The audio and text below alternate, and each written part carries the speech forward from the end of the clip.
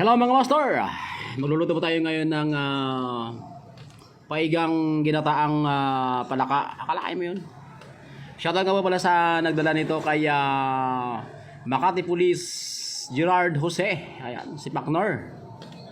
Ayan, at dahil biro daw pong gusto mamulutan ng palaka, ito po ay galing niya po sa Pangasinan. Ayan. Ako po ang magluluto nitong palaka mga master, at ito po yung aking mga ingredients. Akalain mo yun. Yan po ay sinangkot ko muna sa paminta, suka, tuyo. Ayun, lahat mo ng mga ingredients ilalagay po natin dyan. At yan po ay gagataan po natin mga master. Akalain mo yun. At dahil matagal-tagal na rin po na hindi ako nakakatikim nitong lutong palaka, so lulutuin po natin ito ng mas bonggang-bongga.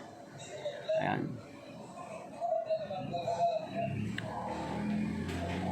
Shoutout nga po pala sa mga manginginom dyan sa labas. Kay Pacnor Jover. Ayan. Sa kanilang tatay. Kay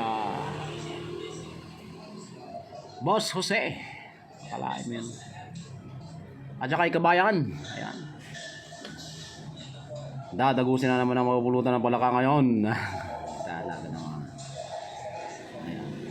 Diyan po ay nasangkot siya ko ng mga master, at yan po ay gagataan natin ng mas bonggang-bongga at maraming sili.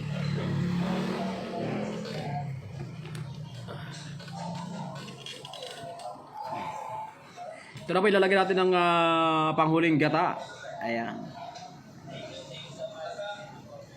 Hindi naman po siguro karamihan, siguro po ay yan po ay mga 1 kilot kalahati lang po.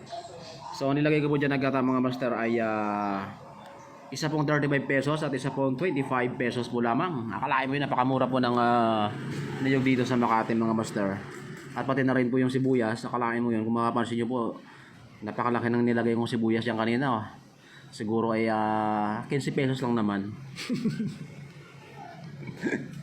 Pati na rin yung bawang, gawa na malapit naman mag-December ngayon, nako, pamahal yung bilihin.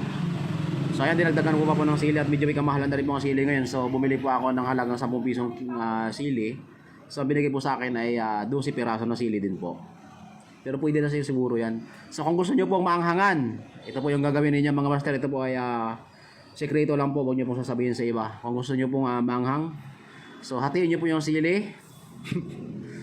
Ilagay nyo po dyan sa ginataang palaka, at ang kalahati po ng sili ilagay nyo po sa, pipisilin nyo po dun sa inyong mata. Sigurado yan maanghang. Akalain mo yun. So gaya lang po ang pagluto ko ng ginataang palaka mga master.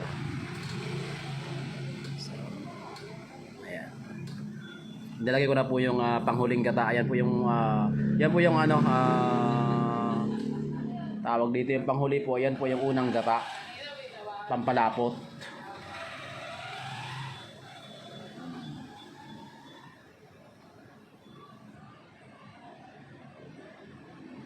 Diba lumapot na siya?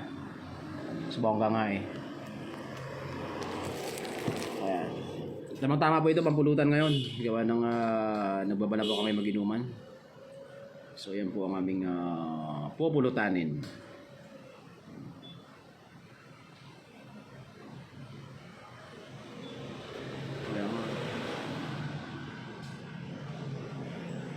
Tara na ho!